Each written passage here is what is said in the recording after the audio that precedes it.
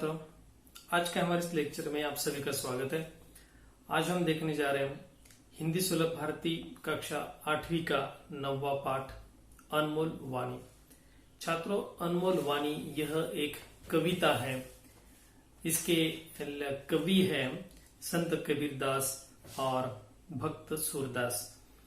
मतलब इस कविता के माध्यम से हम संत कवि कबीरदास जी और संत कवि सूरदास जी, इन दो भक्त कवियों का या संतों के काव्यों का अध्ययन करने जा रहे हैं।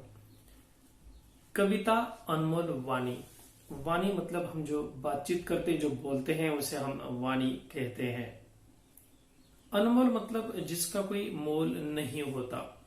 तो दोनों भक्त कवि या संतों का कहना है कि मनुष्य की जो वाणी है उसका अपना कोई मोल नहीं होता, यह अनमोल होती है और इसलिए हमारे शब्द महत्वपूर्ण है।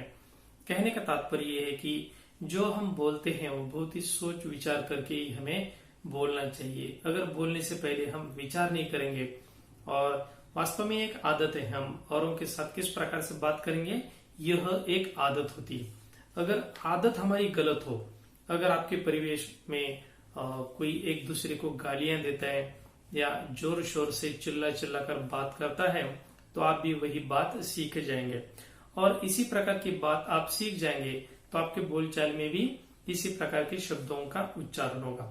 इसका परिणाम क्या होगा कि आपका जो व्यक्तित्व है वह ज्यादा प्रभावशाली नहीं माना जाएगा, आपको टाला जाएगा। लोग आपको टालेंगे, लोग कहेंगे कि नहीं, ये गालियां देता है, ये लड़का है, यह बदतमीज है, ये ठीक से बात नहीं करता।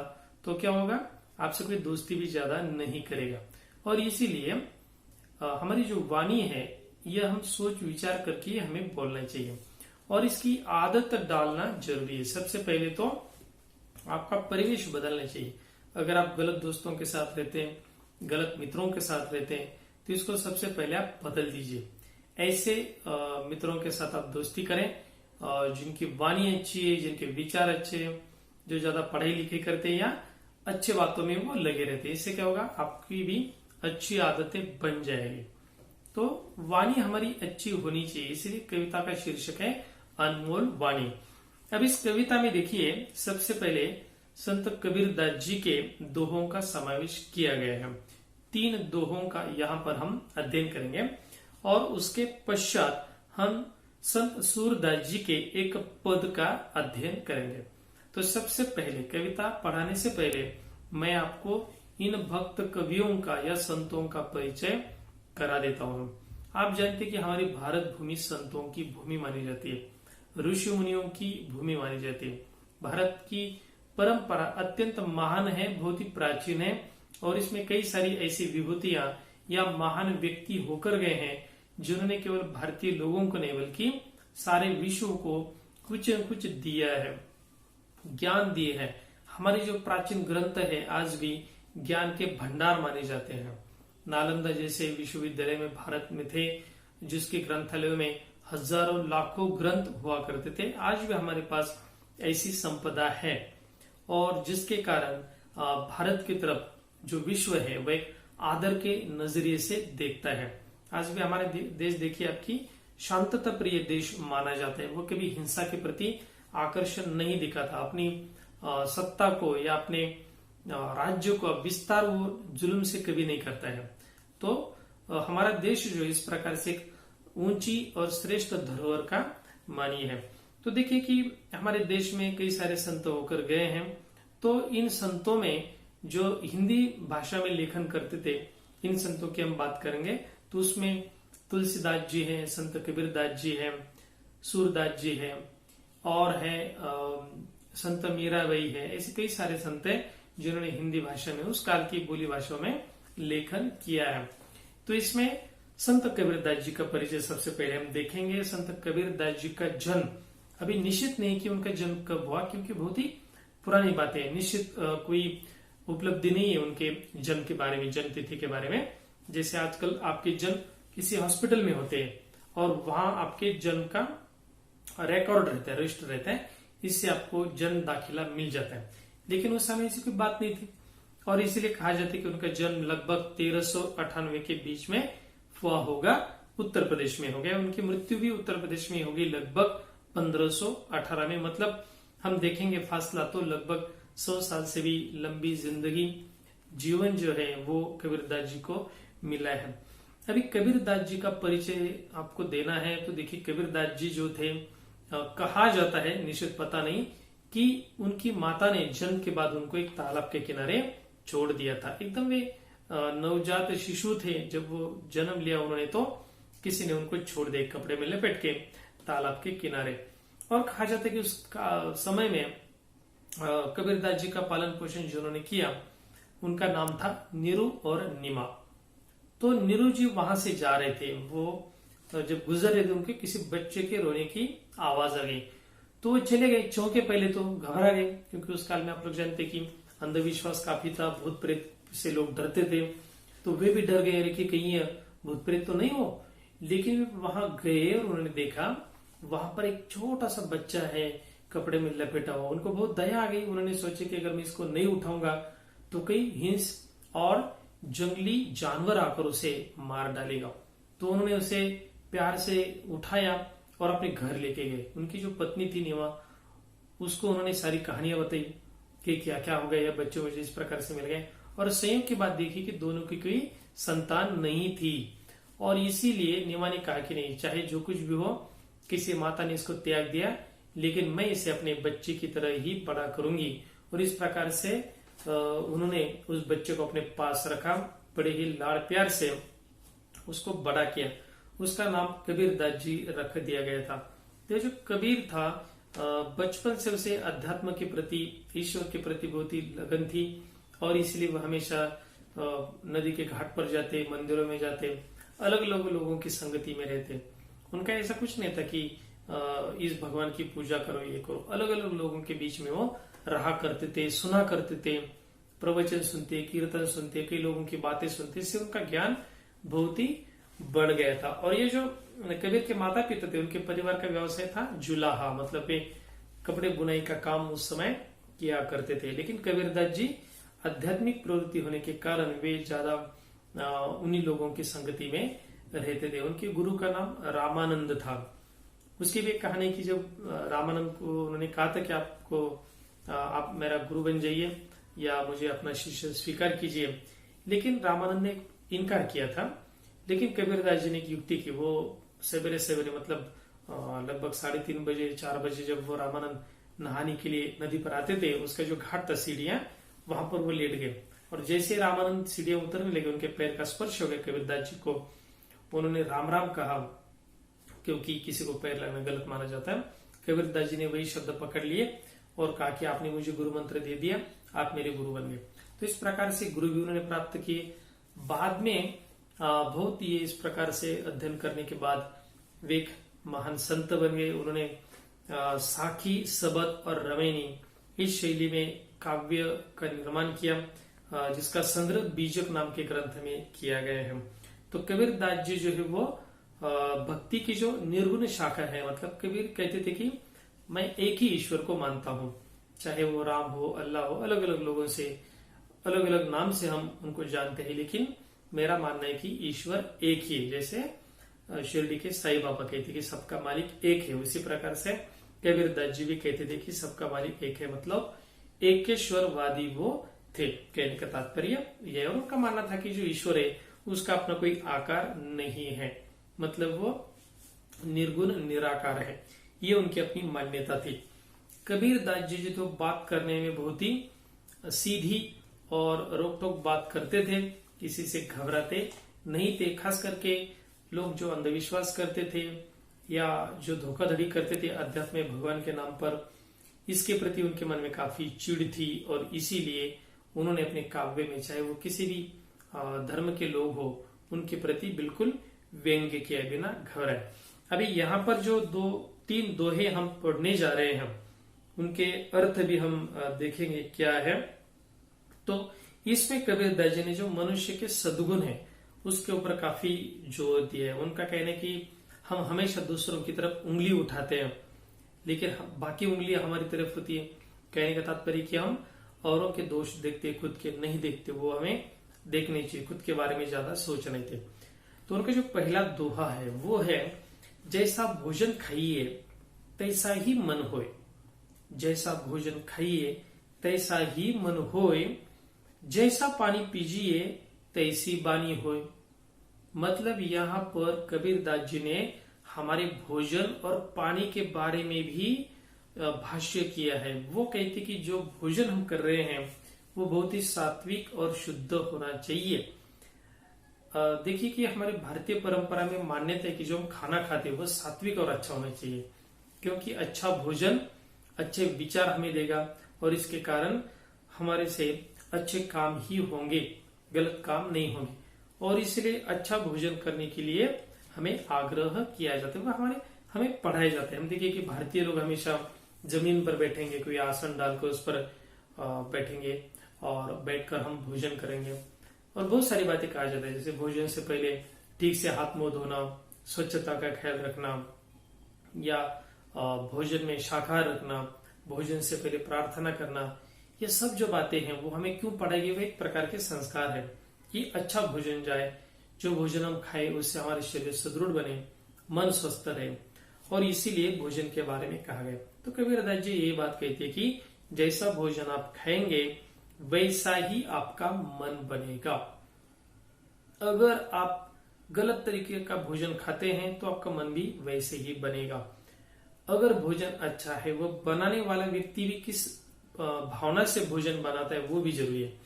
अगर भोजन बनाने वाला व्यक्ति हमेशा चिड़चिड़ करता है, कुड़ता है, गाली गलौज करते, तो भोजन वैसे ही बनेगा, उसके अंश उसमें जाएंगे और इसी प्रकार से हमारे विचार भी निर्माण होंगे। और इसीलिए हमें कहा जाता है कि हमें सात्विक भोजन करना चाहिए। अध्यात्म में बातें कही जाती हैं। तो कबीरदास जी ने भी यही बात कही कि भोजन जो है वो आप कैसे कीजिए, अच्छा कीजिए, क्योंकि उसी प्रकार से आपका मन बनेगा। और जैसा पानी पीजिए तैसी बानी होय। बानी मतलब हमारी वाणी, जो वचन है हमारा वो भी वैसी बनेगी जैसे हम पानी पिएंगे। अभी पानी तो सब जगह एक जैसा ही होता है, लेकिन पानी जिस घर का आप पिएंगे, जिस प्रकार से आप पिएंगे, वो भी ध्यान देने योगी बात है।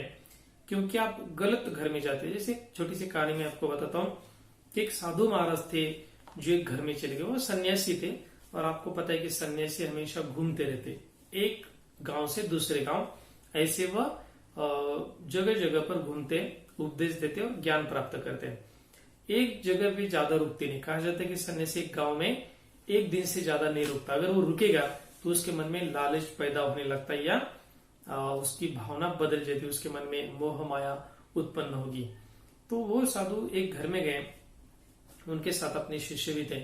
जब उस घर में भोजन किया तो उनको भोजन परोसा गया चांदी की थाली में। अब एक जमाना था जब अमीर लोग चांदी या सोने के थाली में खाना खाते थे, उनका शौक था। और साधु महाराज आ गए और इसीलिए उन्होंने चांदी की थाली में उनको भोजन परोसा, पानी भी उनको चांदी की थाली में दे दिया। दोनों ने भोजन किया और रात को जो लोटा रखा था पानी पीने के लिए, गिलास रखा था, वो भी चांदी का था। और क्या हो गया कि वो जल्दी सवेरे वहां से उस घर से निकल गए, लेकिन जाते समय गुरुजी ने वो जो पानी पीने का जो लोटा था वो अपनी थैली में डाल दिया, अपनी झोली में डाल दिया। शिष्य जो था उसने भी गिलास उठा के अपनी थैली में डाल दिया। जब वो चले गए गांव से बहुत दूर जंगल में, तो सोचने लगे यार हमने कुछ गलत किया है। वो जो मालिक थे उन्होंने हमें इतना आदर सत्कार दिया, तो वो चीज हमें नहीं उठानी चाहिए थी, लेकिन हम पता नहीं क्या हो गया, हम उसके उठा के लेके आ गए। तो शिष्य ने, गुरुजी ने भी कहा कि देखो यार चले, मेरे से गलती हो गई, इस प्रकार से जो पानी पीने का जो पात्र था वो मैं उठा के अपने झोली में लेके आ गए। तो शिष्य ने भी वही कहा, हाँ गुरुजी मैंने भी वही किया। तो दोनों सोच में पड़ गए।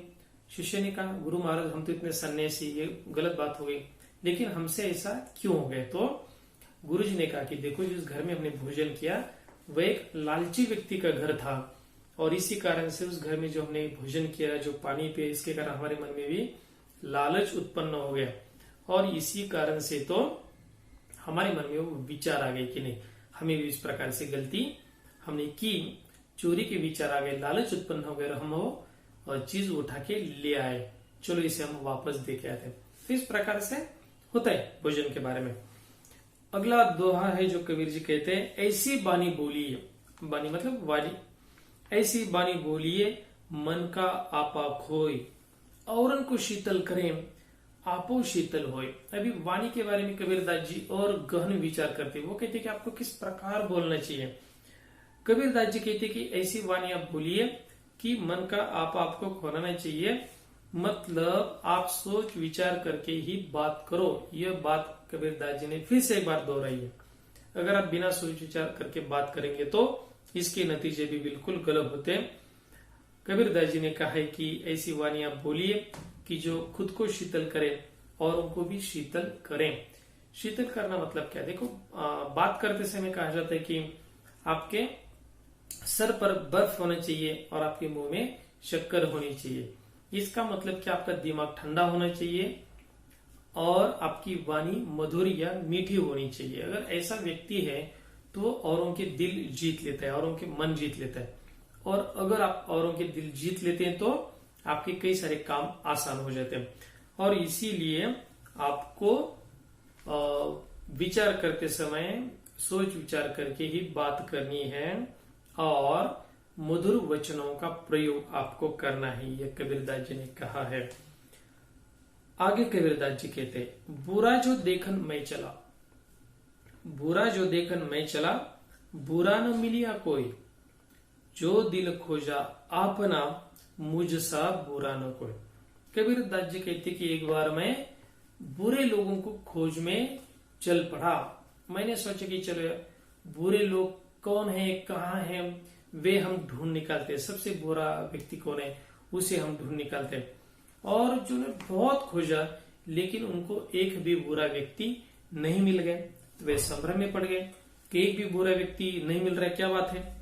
तो उन्होंने क्या किया, अपने दिल को खोज लिया, अपने अंदर झांक लिया, अपने मन के अंदर अपने बारे में सोचने लगे कि मुझ में क्या बुराई। तो सब उन्होंने पाया कि सबसे बुरा व्यक्ति तो मैं ही हूं। मतलब क्या है, हम बुरे, मतलब इसका ये नहीं कि हम सबसे ज्यादा बुरे। कबीरदास जी का संदेश ये है कि जब हम बुराई ढूंढने जाते हैं तो हम खुद में ढूंढे, अच्छाई ढूंढने जाते तो औरों में ढूंढिए। मतलब औरों की बुराइयों को आप नजरअंदाज कर दीजिए। खुद में बुराई ढूंढने का मतलब ये नहीं कि आप हमेशा खुद को बुरा समझे, लेकिन इसका मतलब ये कि अगर हमारी गलतियां हो जाती तो उसके बारे में आप सोच विचार करें, ऐसा कबीरदास जी कहते हैं। तो इस प्रकार कबीरदास जी ने 3 दोहों के माध्यम से अनमोल वचन किस प्रकार बोलने चाहिए इसका मार्गदर्शन हमें किया है। भक्त कवि सूरदास जी का परिचय हम देखते हैं। उनका जन्म लगभग 1478 में हो गया आगरा उत्तर प्रदेश में, और उनकी मृत्यु 1563 से 1591 के बीच में हो गई, क्योंकि सूरदास जी के भी जन्म और मृत्यु के बारे में सही जानकारी हमारे पास नहीं है। उनके परिचय में आप देखिए कि सूरदास जी वात्सल्य रस के सम्राट माने जाते थे। वात्सल्य रस जो एक माता के मन में उत्पन्न होता है अपने पुत्र के प्रति, उसी प्रकार रस जो होते हैं वो साहित्य में माने जाते हैं। जिस प्रकार की भावना आपके मन में उत्पन्न होगी उस प्रकार का रस, जैसे वात्सल्य रस देखा उसी प्रकार से हास्य रस होता है, विभत्स्य होता है, ये रस के प्रकार होते हैं। आपका नाम कृष्ण भक्ति धारा को प्रवाहित करने वाले कवियों में सर्वोपरि, मतलब सर्वश्रेष्ठ है। तो सूरदास जी कृष्ण भक्त थे। और सूरदास जी के बारे में मैं आपको और जानकारी देता हूं कि सूरदास जी के बारे में कहा जाता है कि वे जन्म से बिल्कुल अंधे थे, मतलब उनको बिल्कुल दिखाई नहीं देता था, दृष्टिहीन थे। 2 मत प्रवाह है। कुछ लोग कहते हैं कि सूरदास जी जन्म से अंधे थे, कुछ लोग कहते हैं कि नहीं, बाद में उनको अंधत्व आ गए। लेकिन जब उन्होंने लेखन कार्य किया तब वे देख नहीं सकते थे, तो वो लिखने का काम कोई और करता, सूरदास जी कहते जाते थे। लेकिन सूरदास जी बहुत ही महान और श्रेष्ठ कृष्ण भक्त माने जाते हैं, सबसे श्रेष्ठ। तो उनकी कई सारी कलाकृतियां, जैसे कि सुर सागर उनका ग्रंथ है, सुर सारावली है, साहित्य लहरी है, नल दमयंती है। उन्होंने पद शैली में, काव्य शैली में लेखन किया है और उनके लेखन का विषय मुख्यतः भगवान कृष्ण ही रहे हैं। श्री कृष्ण जी के बारे में उन्होंने लेखन किया है। तो सूरदास जी ने यह जो पद लिया है हमारे काव्य में, वे सुर सागर नाम के महाकाव्य से लिया गया, और इसमें कवि ने बाल कृष्ण की बाल लीलाओं का वर्णन किया है। आप लोग जानते हैं कि हम श्री कृष्ण के बारे में कई सारे ग्रंथों में जब हम जानकारी खोजेंगे तो आपको पता चलेगा कि उनकी बाल लीलाओं के बारे में काफी लिखा गया है। श्री कृष्ण जब छोटे थे, उनके जन्म से लेकर उनकी कहानी शुरू हो जाती है और उनके बचपन में कई सारी घटनाएं घटित हो गई जिनको अध्यात्म में बहुत श्रेष्ठ स्थान दिया गया है। उनको भगवान कृष्ण की बाल लीलाएं कहा जाता है। और उसके बाद में जब वे युवा बने तो, और उसके बाद में तो आप जानते हैं महाभारत का युद्ध हो गया, उसमें उन्होंने अर्जुन को उपदेश दिया जिसको हम भगवत गीता के नाम से भी जानते हैं। तो इस पद में भी सूरदास जी ने बाल कृष्ण का ही वर्णन किया है। अब देखिए कि बाल कृष्ण का वर्णन करते समय कवि ने बाल मनोविज्ञान का प्रयोग किया है। बाल मनोविज्ञान मतलब क्या है कि बच्चों के मन को जानना, उनकी हरकतों को जानना। देखिए कि बच्चों के जो मन होते हैं वो बिल्कुल अलग होते हैं, और जैसे बड़े लोग सोचते हैं वैसे छोटे बच्चे नहीं सोचते। सूरदास जी ने इस पद में बाल मनोविज्ञान का प्रयोग किया है।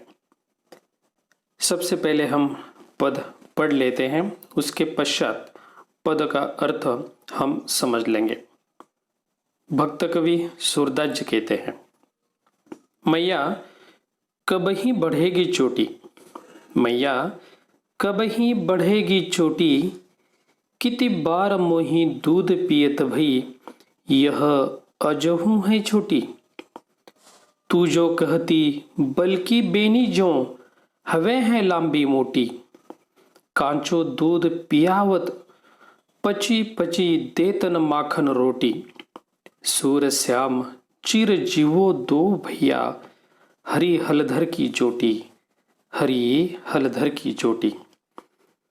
छात्रों देखें कि यह पद जब सूरदास जी ने लिखा है वह काफी पुरातन समय है और उस काल में ब्रज भाषा का प्रयोग होता था। ब्रज भाषा हिंदी की एक बोली है और सूरदास जी का अधिकांश लेखन ब्रज भाषा में ही हो गया है।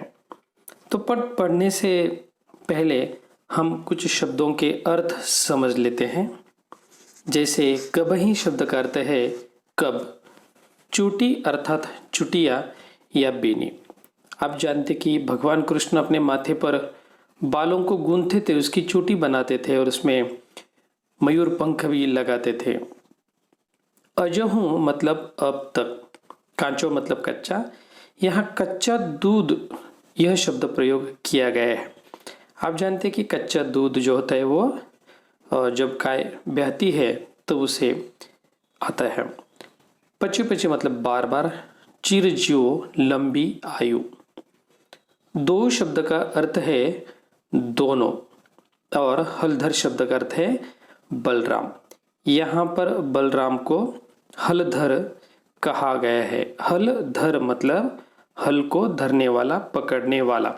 जैसे कि आप जानते हैं बलराम खेती करते थे, बलशाली थे और उनके चित्र भी आप देखेंगे कि हल को कंधे पर उठाए हुए वे बलराम, और वे अपने हल का प्रयोग युद्ध करने के लिए भी करते थे और इसीलिए उनका नाम हलधर पड़ गया है। जैसे गदाधर होता है वैसे हलधर। तो आइए सूरदास जी इस पद में क्या कहते हैं हम देखेंगे। सूरदास जी ने कहा कि भगवान कृष्ण अपनी माता से कहते हैं, मैया कब ही बढ़ेगी चोटी। बाल कृष्ण अपनी माता से बड़े प्रेम से पूछते और अचरज से पूछते हैं कि मैया मेरी चोटी कब बढ़ेगी, क्योंकि आप ही तो कहती थी कि आपकी चोटी बड़ी होनी चाहिए, लेकिन वह बढ़ती नहीं, वह कब बढ़ेगी। यहाँ पर बाल कृष्ण का बाल सुलभ प्रश्न हमें देखने को मिल जाता है। आप जानते कि बच्चे कई बार ऐसे अनगढ़ सवाल या मुश्किल में डालने वाले सवाल पूछ बैठते हैं। उसी प्रकार से बाल कृष्ण भी अपनी माता यशोदा को यह प्रश्न पूछते हैं कि मैया कब ही बढ़ेगी चोटी, मतलब मेरी चोटी जो है वो कब बढ़ेगी। किति बार मोही दूध पियत भई, यह अजहू है छोटी। देखिए कि बच्चों को कई बार प्रलोभन दिए जाते, तुम ये करोगे तो तुम्हारे साथ ये हो जाएगा। जैसे बच्चे कई बार खाने को मना कर देते हैं, कई बच्चे दूध नहीं पीते, या कुछ व्यंजन उनको पसंद नहीं आते तो वो नहीं खाते, तो माता उनको समझाती है, उनको प्रलोभन देती है, अगर तुम दूध पियोगे तो तुम सुदृढ़ बनोगे, अगर दूध पियोगे तो ये होगा। उसी प्रकार से यशोदा मैया ने कृष्ण से कहा था कि अगर आप दूध पियोगे तो आपकी चोटी बहुत लंबी और बड़ी बन जाएगी, जैसे बलराम की है या अन्य आपके साथियों की है। तो कई बार बड़े जो बोलते हैं वो भूल जाते, लेकिन बच्चे वो बात भूलते नहीं, वो चीज़ उनके दिमाग में रहती है और ये प्रश्न उनको सताते। जैसे आपको भी कई बार प्रलोभन दिया जाता है कि आप परीक्षा में अच्छे नंबर से पास हो जाओगे तो आपको यह चीज़ बख्शिश मिलेगी या पुरस्कार के रूप में हम दे देंगे, लेकिन बड़े भूल जाते, छोटे नहीं भूलते। ऐसी बात कृष्ण के साथ भी हो गई।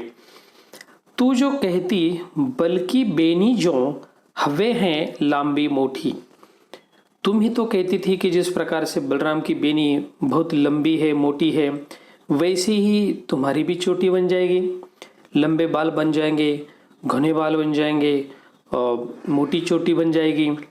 तो ऐसा क्यों नहीं हो रहा? इसका मतलब क्या आप मुझसे झूठ बोल रही हो? कांचो दूध पियावत पची पची देतन माखन रोटी। यहाँ पर देखिए, कांचो मतलब कच्चा दूध, पियावत मतलब पीना, पची पची मतलब पुनः पुनः, यहाँ बार बार, यह अर्थ में यह शब्द प्रयुक्त किया गया है। और माखन तो आप जानते, दूध से बना हुआ एक पदार्थ मक्खन। तो भगवान कृष्ण यहाँ पर कहते हैं कि तुम हमेशा मुझे कच्चा दूध पीने को देती हो और माखन रोटी तो तुम मुझे खाने को देती नहीं। तो कच्चा दूध क्या होता है, उसमें प्रोटीन की मात्रा ज़्यादा होती है। जैसे गाय नया अगर वह बछड़ा पैदा करती तो उसके विकास के लिए कच्चे दूध की आवश्यकता है, जो गाय को ब्याहने के बाद लगभग 3-4 दिन तक निकलता है। तो वह दूध यशोदा मैया कृष्ण को देती है। तो भगवान कृष्ण उसकी भी शिकायत अपनी माँ से करते कि आप मुझे कच्चा दूध ही देती हो और माखन रोटी आप मुझे नहीं देती, ऐसा क्यों? इसके बावजूद भी मेरी चोटी जो हो लंबी नहीं बन रही है। सूर श्याम चिर जीवो दो भैया, हरी हलधर की चोटी। सूर्य श्याम, सूरदास जी कहते कि मैं इस श्याम या भगवान कृष्ण का भक्त हूँ, और ये दोनों भाई, दो भैया मतलब दोनों भाई, बलराम जो कि बड़े हैं और हरि कृष्ण छोटे हैं, ये दोनों भैया जो है, भाई जो है, वे चिरंजीव है, उनको बहुत ही लंबी आयु है। यहाँ हरि कहा गया है कृष्ण को और हलधर कहा गया है बलराम को। जैसे कि मैंने आपको कहा कि बलराम का जो शस्त्र था, ये जो औजार था, वह था हल, जो हम खेत में चलाते हैं किसान लोग, और बलराम इसी से युद्ध भी करते थे क्योंकि वो बड़े बलशाली थे, बड़े बड़े हल वो आराम से उठा सकते थे, उनके कंधे पर यह हल धरा रहता है, इसलिए उनको हलधर कहा गया है। तो सूरदास जी कहते, बड़े भक्तिपूर्ण भाव से वो कहते कि हे भगवान, मैं आपका भक्त हूँ और आप दोनों भाई जो है वो चिरंजीव है, लंबी उम्र आपको प्राप्त है। तो इस प्रकार से इस पद में सूरदास जी के भक्ति रस का परिचय तो हमें मिल ही जाता है, उसके दर्शन हमें हो जाते हैं, और साथ ही सूरदास जी ने किस प्रकार बाल कृष्ण की लीलाओं का वर्णन किया है, जिससे हम आनंद विभोर हो जाते हैं बाल लीलाएं सुनते हुए। तो यह पद बहुत ही सुंदर है, और जिसके माध्यम से हमने यह जान लिया कि छोटे बच्चे किस प्रकार से जिद पर अड़े रहते हैं। अगर आप उनको प्रलोभन दें तो बात वो कभी भूलते नहीं है। तो हमेशा याद रखिए कि बच्चों को प्रलोभन देने से पहले हमें सोचना भी अवश्य चाहिए कि वो पूरा हो जाए। तो इस प्रकार से इस पद का अध्ययन हमने कर लिया है। आशा करता हूँ कि यह कविता अनमोल वाणी आपको पसंद आ गई होगी, जिसमें हमने कबीरदास जी और सूरदास जी के पद्य का अध्ययन किया है। इसका अभ्यास आप घर पर अवश्य करें। धन्यवाद।